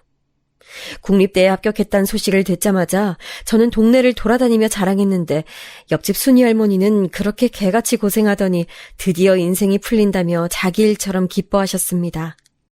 첫째가 대학에 입학하고 셋째도 고등학교에 갈 나이가 되었는데 본인도 첫째 오빠처럼 고등학생이 되고 싶다고 강력하게 말해서 저는 둘째에게 양해를 구하고 셋째도 그 집으로 보냈어요. 둘째는 동생들이 크면 언제든지 보내라고 하며 열심히 일했습니다. 아이들이 막내 빼고 다 육지에 있으니 섬에서 죽어라 일해서 돈을 모으면 바로 집으로 보내고 어떻게든 더 착실하게 일하려고 노력했어요. 저도 사람이니까 일을 많이 하면 힘들기도 하고 지치기도 했지만 그럴 때일수록 타지에 있는 아이들을 생각했어요. 그리고 먼저 돌아가신 이모 부부와 남편 그리고 시아버지를 생각하면 잠이 오지도 않았답니다. 또 힘들어도 육지에서 공부하는 셋째와 공장에 다니는 둘째 딸을 생각하니 힘들어할 시간도 없었어요. 가끔 시간을 내서 막내 손을 잡고 육지로 가면 역시 아이들끼리 사니까 집안은 깨끗하진 않았는데 그래서 더 주기적으로 집을 찾아가서 청소하고 빨래하고 음식도 많이 만들어 놓고 다시 막내와 섬에 돌아오곤 했습니다. 힘들었지만 즐거웠던 그 시절은 우리 가족에게 절대 잊을 수 없는 경험을 안겨줬어요. 첫째 아들은 그렇게 대학을 가서 열심히 공부해서 장학금도 타며 대학 생활을 했습니다. 둘째가 번 돈을 허투루 쓰면 안 된다고 일부러 서울에 있는 사립대학에 합격해도 지역에 있는 국립대에 입학한 아들은 우리 집안의 대들보였어요. 제일 똑똑했고 아들 말이라면 동생들도 잘 들어서 저는 아들을 많이 의지했습니다. 그러다 어느 날 대학을 졸업하고 아들은 섬으로 찾아왔는데 옆에는 처음 보는 여자가 있었어요. 결혼할 여자라고 소개했는데 미용실에서 일하던 아가씨였습니다. 둘째가 옆에서 저한테 저 사람 별로 마음에 들지 않다고 속삭였는데 워낙 믿음직하고 우리 집의 구세주였던 첫째 아들이 고른 여자니까 저는 싫은 소리 없이 결혼 허락을 하게 되었는데 며느리는 부모님이 없었어요. 초등학교 때 두 분이 돌아가셨다는데 그 소리를 듣고 저는 제 어린 시절이 생각났습니다. 비슷한 아픔이 있어서 저는 반대하고 싶지도 않더라고요. 아들도 아마 며느리가 비슷한 가정환경이라 끌린 게 아닐까 생각했습니다. 서로 집안에 어른도 없고 자기들끼리 잘 살겠다고 하기에 저는 아들의 선택이니 존중했습니다. 그렇게 육지에서 결혼하는데 저는 어찌나 눈물이 나오던지 참느라 힘들었어요. 남편이 생각나고 돌아가신 이모와 이모부도 자꾸 머릿속에 떠오르고 아이들을 키우느라 고생했던 제 과거도 생각나고 남편과 이모부가 돌아가셨을 때 초등학생이던 첫째가 어느새 커서 결혼한다니 믿을 수 없었습니다. 제가 자꾸 우니까 옆에서 둘째 딸은 울지 말라고 하더라고요. 기쁜 날이니 울지 말고 즐기라는 말에 진심으로 첫째 아들의 결혼을 축하했습니다. 첫째 아들은 결혼할 때 신혼집을 해주려고 그동안 죽어라 모았던 돈을 줬는데 첫째는 저에게 며느리와 서울에 간다고 했어요. 대학을 졸업했으니 서울에 가서 직장을 구하고 살겠다는 말에 저는 알겠다고 하며 마침 그때 막내가 고등학교에 갈 나이라 서울에서 살 집을 구해줄 테니 막내와 같이 살 수 있냐고 넌지시 물었습니다. 하지만 첫째 아들은 신혼이라 며느리 눈치가 보인다며 거절해서 둘째와 셋째가 있는 곳으로 막내를 보냈는데 이 일로 둘째는 첫째 부부를 저에게 많이 욕했어요. 아니 엄마, 해도 너무한 거지. 나는 자기 공부 편하게 하라고 고등학교도 안 나오고 공장에서 일하면서 도와줬는데 자기는 어떻게 막내랑 같이 못 산대? 둘째 딸의 말도 일리가 있었지만 첫째 말대로 신혼이니 어쩔 수 없다고 생각해서 막내는 결국 둘째 셋째와 같이 살게 됐어요. 아이들만 육지로 보내고 저는 열심히 생선을 팔고 해녀 일도 다시 하며 돈을 모았습니다. 돈이 생기기만 하면 한 달에도 몇 번씩 돈을 보냈고 육지로 가는 배에 타서 아이들 집에 가서 살림도 봐줬어요. 순이 할머니는 저에게 그러면 차라리 육지로 가서 살라고 하셨는데 저는 바다를 죽어도 떠나지 못하겠더라고요. 둘째 딸은 육지에서 지내다 사위를 만나 결혼했는데 동생들이 걱정된다고 사위를 그 집으로 데려와서 신혼을 시작했습니다. 둘째 딸 때도 저는 모아두었던 돈을 건넸는데 딸은 그 돈 보고 저보고 쓰지 말고 간직하고 있으라고 하더라고요. 그렇게 셋째와 넷째도 고등학교를 나왔고 막내 아들은 첫째처럼 대학에도 가게 됐습니다. 둘째 딸은 여전히 공장에서 일했고 셋째 딸은 시장에서 식당 일을 도왔고 넷째 아들은 대학에 다니게 됐던 거죠. 저는 이제 편히 쉬려는 둘째 딸의 말에도 여전히 쉬지 않고 일하며 돈을 모으고 모이면 보내는 생활을 반복했습니다. 아이들은 저에게 육지로 오라고 계속 말했는데 이미 익숙해진 생활이고 섬이 좋아 떠나지 않았죠. 와중에 서울로 간 첫째 아들은 일이 바쁜지 명절에나 겨우 얼굴을 볼 수 있었습니다. 은행에 들어갔다는 소리를 들었는데 어느 순간 그만두고 사업을 시작했다고 하더라고요. 연락을 겨우 하면 일이 바쁘니 나중에 연락한다고 하고 용기 내어 찾아가려 해도 며느리 눈치가 보여 그럴 수가 없었습니다. 그래도 첫째가 대학까지 졸업하고 사업을 한다니 저도 쉴 수가 없어서 나이가 들어도 계속 해녀 일도 하고 시장에 가서 생선을 팔았어요. 저한테 주민들이 아이들이 그렇게 대학도 가고 앞길 찾아갔는데 왜 아직도 일하냐고 묻더라고요. 그래도 저는 그럴 때마다 우리 아이들한테 짐이 될 수 없다고 답하며 계속 일을 했습니다. 그러다 첫째 며느리가 임신했다는 소식을 듣고 섬에서 진귀한 미역도 챙기고 육지에 가서 몸에 좋다는 온갖 음식을 다 챙겨 서울에 가기도 했어요. 아들 부부에게 폐가 될까 두려워 자고 올 순 없으니 정말 딱 얼굴만 보고 음식을 내려놓고 바로 왔지만 그래도 뿌듯하고 드디어 손주를 보다니 감회가 새로웠어요. 남편이 죽었을 때 아이들이 너무 어려서 이것들을 다 성인이 될 때까지 키울 수 있을까 생각했는데 다 커서 대학도 가고 결혼해서 손주를 낳다니 저는 믿을 수 없었습니다. 며느리는 첫째로 딸을 낳고 둘째로는 아들을 낳았어요. 그때마다 전 며느리가 친정이 없으니 직접 가서 산후조리를 해주고 미역국도 끓여줬습니다. 섬에서 가장 질 좋은 해산물도 가져가고 용돈도 주고 오곤 했어요. 첫째는 남매를 낳고 둘째는 딸자매를 낳았고 셋째 딸은 고등학교를 졸업하고 바로 결혼해서 아들 하나를 낳았습니다. 아이들이 차례로 결혼하는 것을 보고 혼자 남편 산소 앞에 가서 자랑하기도 했었죠. 사촌 동생들에게도 연락해서 아이들 자랑을 했더니 저보고 너무 잘 됐다고 이렇게 잘 풀리기 쉽지 않다고 하는 말에 눈물이 고여 힘들었습니다. 이대로 죽어도 여한이 없다고 생각하면서도 자식들 걱정에 하루도 쉴 수 없는 날은 계속되었어요. 아무리 아이들이 알아서 자기 몸은 챙길 나이가 되어 잘 살고 있어도 엄마 마음이라는 게 항상 아이들이 걱정되기 마련이잖아요. 아마 자식 있는 부모라면 다 똑같은 생각을 할 거라고 봅니다. 그래서 오히려 아이들이 크면서 저는 더 바다로 헤엄쳐 들어갔고 일어나는 시간도 더 빨라졌어요. 그렇게 돈을 모으고 모아 통장에 찍히는 것을 보면 어찌나 뿌듯했는지 모릅니다. 그러던 어느 날 첫째 아들이 연락도 하지 않고 섬에 혼자 있는 저를 찾아왔어요. 며느리와 아들을 데리고 왔는데 딸은 어디에 두고 왔냐고 물으니 말을 돌리기에 저도 말하지 않았습니다. 갑자기 찾아온 아들 부부를 보고 당연히 기쁜 마음이 있었는데 한편으론 무슨 일이 있었는지 궁금했어요. 급하게 맞이하고 밥을 먹이자 아들은 입을 열었는데 하는 말이 손자를 맡아달라고 하더라고요. 손자 나이가 그때 5살이었는데 자기 사업이 생각보다 힘들다고 지금 일에만 매달려야 하는데 며느리는 딸의 미국 유학을 위해 같이 출국해야 해서 손자를 봐줄 사람이 없다는 말을 저에게 했습니다. 사업이 생각보다 잘 풀리지 않아 괴롭다며 얼굴을 마구 찌푸리는 첫째 아들을 보고 저는 마음이 아팠어요. 저는 5살 손자를 언제까지 봐야 하냐고 물었더니 아들은 말을 잇지 못했습니다. 일단 손녀를 따라 며느리는 출국하니 안 되겠고 아들은 자기 사업이 안정되면 바로 아들을 찾으러 오겠다고 했어요. 그러면서 아들은 혹시 모아놓은 돈이 있냐고 자기가 나중에 잘 되면 꼭 갚겠다고 저에게 물어봤습니다. 윤서 미국 유학이 생각보다 돈이 되게 많이 들어요. 집사람까지 따라가는데 줄 돈이 없어서 괴로워요. 저는 아들의 말을 듣고 모아둔 통장을 줄 수밖에 없었습니다. 다른 것도 아니고 공부하려고 하는데 돈이 없어 못한다는 소리를 들을 수가 없더라고요. 특히 가난한 형편에도 혼자 열심히 공부해서 대학까지 간 아들이라 돈을 지원해주고 싶었어요. 아이들을 생각하면 저는 미안한 마음이 가득해서 최대한 도와줄 수 있으면 도와주고 싶은 마음에 통장을 첫째 아들에게 줬습니다. 그렇게 아들이 돌아가고 저는 우는 손자를 달래느라 얼마나 고생했는지 몰라요. 엄마 보고 싶다고 우는 손자를 업고 돌아다니니 주민들이 첫째 아들의 아들이냐고 아는 척을 하더라고요. 그래도 4명의 아이를 키웠던 경험이 있어서 손자를 섬에서 혼자 키우는 것은 어렵지 않았습니다. 첫째 아들은 그렇게 섬을 떠나며 동생들에게 굳이 이 사실을 알리지 말라고 했는데 일주일도 되지 않아 금방 들키게 됐어요.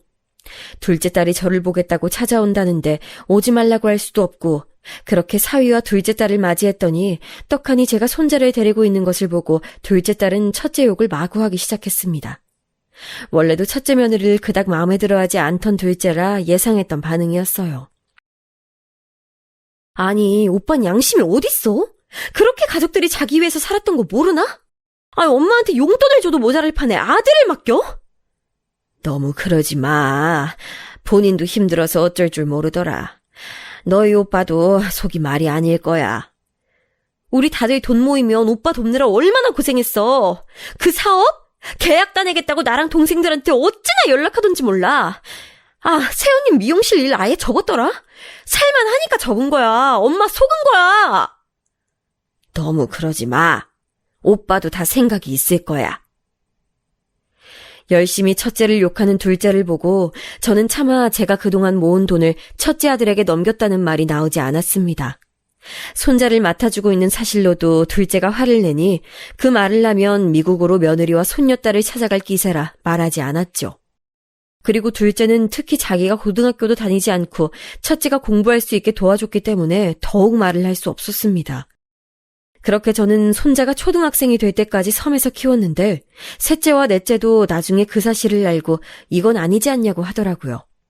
그래도 저는 어떡하냐고 하며 불만을 막아냈습니다. 그러다 첫째 아들이 저를 찾아왔는데 저는 아들을 데리고 가는 줄 알았어요. 그런데 아들을 데려가는 건 맞지만 아들은 저보고 같이 서울에 가자는 말을 했습니다. 애엄마가 미국에서 딸이 졸업할 때까진 같이 있겠대요. 아들을 그래도 서울에서 학교를 보내야 할 것 같은데 엄마가 와서 아들 봐주시면 안 돼요? 아들은 저보고 서울에 와서 손자가 초등학교에 다니는 것을 봐달라는 말을 했습니다. 그러면서 슬며시 혹시 모은 돈이 있냐고 물었어요. 저는 둘째 딸이 하도 신신당부해서 해녀일을 하며 모은 돈이 없다고 하고 결국 서울로 가게 됐는데 이 사실을 알고 둘째 딸은 또 불만을 표출했습니다. 그래서 저는 제가 한평생 섬에 살았으니 서울에 가서 살고 싶다고 거짓말로 둘러대고 아들과 손자를 따라 서울로 왔습니다. 손자는 그래도 몇 년 봤던 정이 있어서 저도 쉽게 보낼 수가 없었기 때문에 제가 도움이 된다면 다행이라고 생각하고 떠났습니다. 아들은 본인 말대로 매우 바쁜 생활을 하고 있었고 집에 잘 들어오지도 않아서 오로지 혼자 손자를 보는데 확실히 예전과 몸이 달라서 체력적으로 많이 힘들었습니다. 그렇게 손자가 초등학교에 다니는 내내 저는 서울에서 돈 한 푼 받지 않고 무료로 손자를 봐줬는데 나머지 자식들이 돈 받고 봐주는 거냐고 물을 때 저는 그렇다고 대답했어요. 중간에 사실 많은 일이 있었는데 둘째와 나머지 아이들에겐 말하지 못했습니다. 며느리가 돈 없다고 미국에서 전화와서 우는 소리를 하도 하니까 저는 결국 모아뒀던 돈을 꺼내서 건넸더니 다음부터 계속 돈 달라는 소리를 하더라고요. 첫째도 집에 와서 돈 때문에 미치겠다고 하도 말이 많아 저는 서울에 있을 때 손자가 학교에 가면 건물 청소를 하며 조금씩 모아 그 돈을 주기도 했습니다. 손자가 아들이라 활동량도 많아 돌보는 게 힘들었지만 제 도움으로 인해 첫째 아들이 조금이라도 편하게 살 수 있으면 저는 괜찮았어요. 그렇게 손자가 초등학교를 졸업할 때쯤 미국에서 며느리가 혼자 들어왔습니다. 손녀가 성인이 됐으니 본인은 왔다는데 며느리와 한 집에서 사는 게 눈치가 보였던 저는 다시 섬으로 돌아오게 됐어요. 사실 서울 살 때 답답하면 가던 바다도 없고 아는 사람도 없이 혼자 손자와 아들만 바라보고 살아야 해서 많이 힘들었거든요. 힘들 때마다 저를 위로하던 바다, 파도 소리도 없고 사람은 워낙 많아서 어딜 가도 붐비고 오히려 혼자 섬에서 살 때보다 서울살이가 더 외로웠습니다. 섬에 와서도 쉬지 않고 해녀일도 하고 다시 생선 장사도 했는데 제가 돌아와도 섬은 그대로였어요. 저를 반겨주는 주민들을 보니까 잘 왔다는 생각도 들고 집에서 바다로 나가 파도 소리를 들으니 마음의 안정도 됐습니다. 둘째 딸이 첫째 아들의 손자를 봐주며 얼마나 받았냐고 묻기에 그냥 적당히 받았다고 둘러대고 저는 다시 해녀로 일하며 돈을 모으기 시작했어요. 같이 서울에서 살며 느낀 것은 아들이 생각보다 힘들게 산다는 거였습니다. 넷 중에서 제일 똑똑해서 제일 잘 나갈 줄 알았는데 어째 인생이 쉽지 않더라고요. 나머지 아이들은 그래도 평범하게 가난하지 않게 사는데 첫째는 서울에 살긴 했어도 확실히 생활이 힘들었습니다. 몇 번이나 돈을 보내줬는데 그게 부족했던지 계속 돈을 요구했어요. 사실 아무리 힘들어도 절대 자식들에게 말하지 않던 비밀이 하나 있었는데 그것은 바로 이모가 저에게 남긴 돈이었습니다. 이모는 돌아가시기 전에 본인 자식들이 아닌 저에게 통장을 남기고 돌아가셨어요. 먼저 가서 미안하단 말과 함께 이모는 나중에 무슨 일이 있어도 자식들에게 이 돈의 존재를 알리지 말라는 편지를 남기고 돌아가셨죠. 그 돈과 함께 저는 섬에서 열심히 돈을 모으고 살고 있었어요. 그렇게 몇 년의 시간이 흐르면서 명절에도 큰아들 부부의 얼굴은 보기가 힘들어졌습니다. 키운 정이 있어 손자를 보고 싶은데 연락하면 바쁘다고 하고 그러다 보니 제 연락이 혹시 아들 부부에게 부담이 될까 두려워 연락하지도 못했어요. 나머지 자식들이 있기에 외로움은 달랠 수 있었지만 언제나 마음 한쪽엔 큰아들에 관한 생각이 가득했습니다. 그렇게 시간이 흘러 어느 날 아침이었어요. 아침부터 그날따라 바빠서 생선을 옮기고 열심히 일한 뒤 집에 왔는데 누가 와 있었습니다. 저는 둘째 딸이 주로 방문했기 때문에 둘째가 온 줄 알았는데 문을 열고 저를 반긴 것은 바로 첫째 아들과 며느리였어요. 너무 오랜만에 보는 얼굴들이라 반가워서 어쩔 줄을 몰랐습니다. 연락도 없이 무슨 일이냐고 하며 급하게 다시 시장에 가서 마감하는 정육점 청년에게 양해를 구하고 무려 소고기를 사서 집에서 구워줬어요.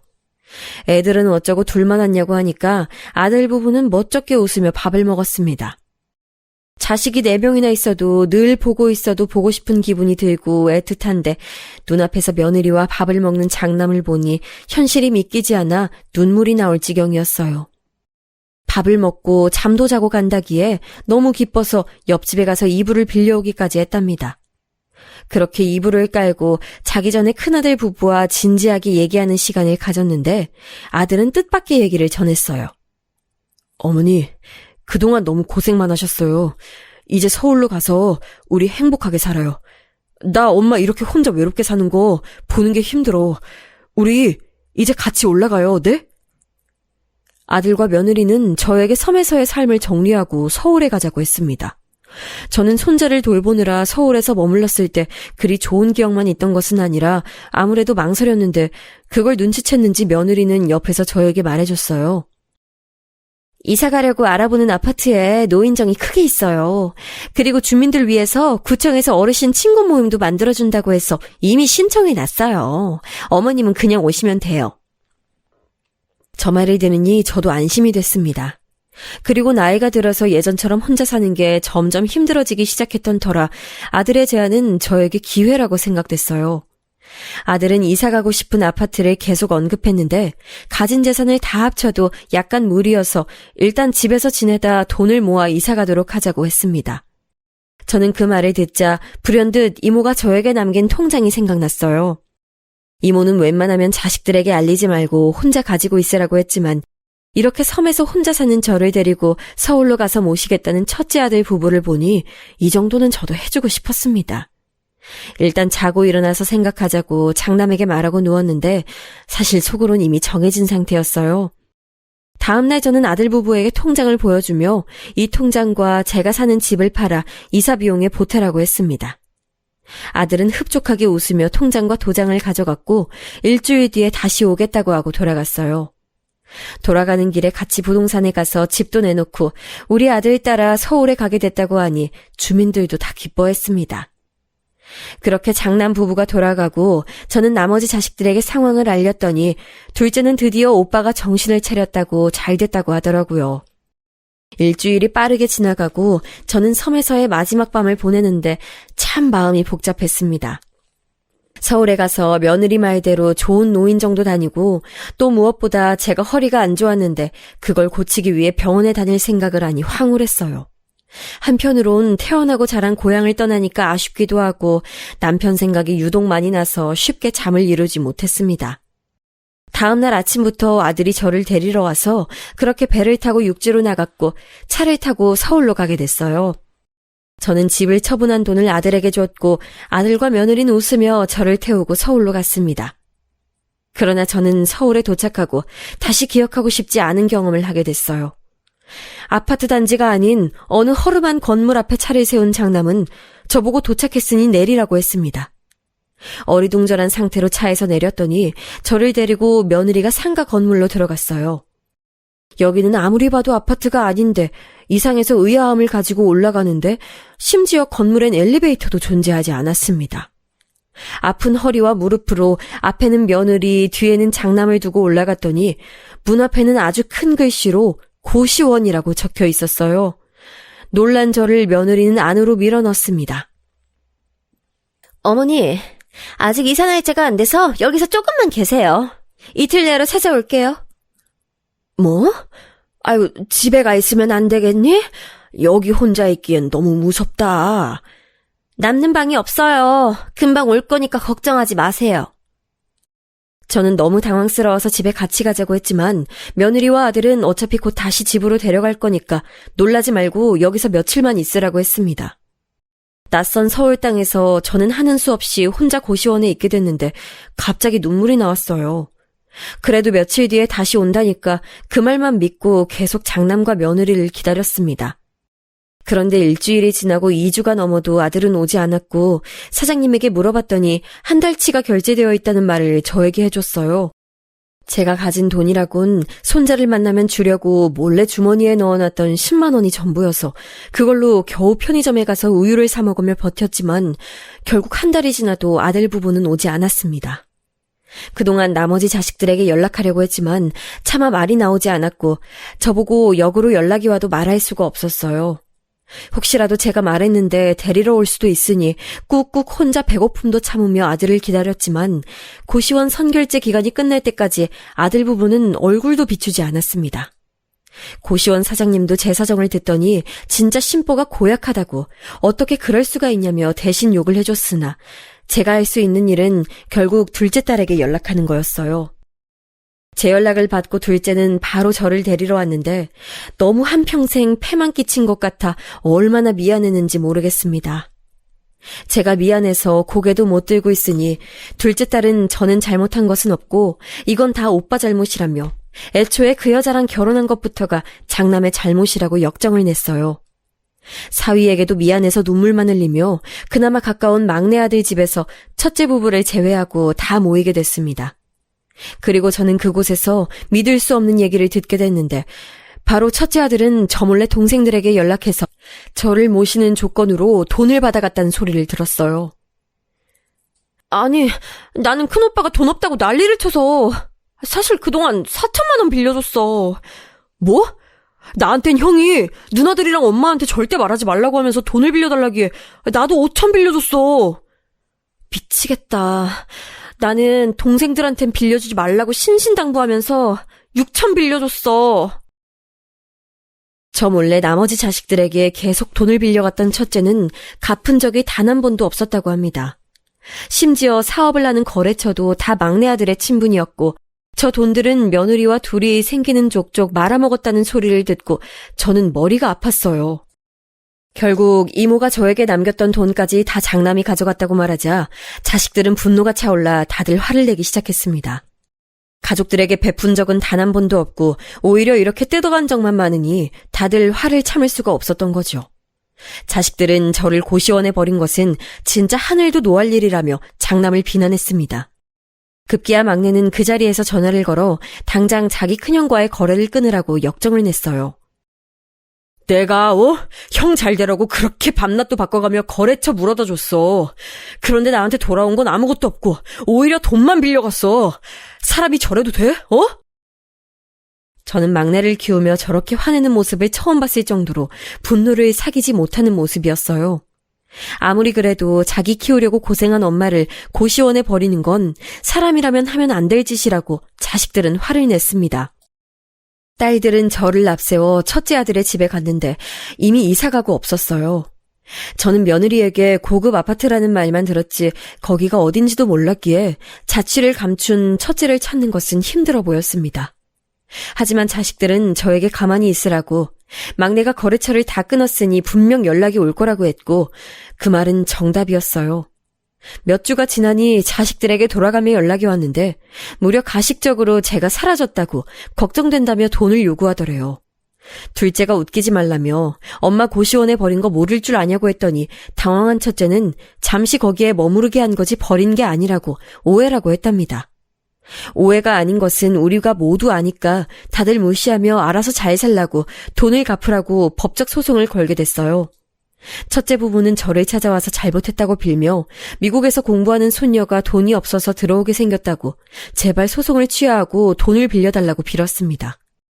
하지만 저는 이미 장남에게 있던 정도 다 떨어졌고 나머지 자식들도 첫째를 외면했기 때문에 끝내 도와주지 않았어요.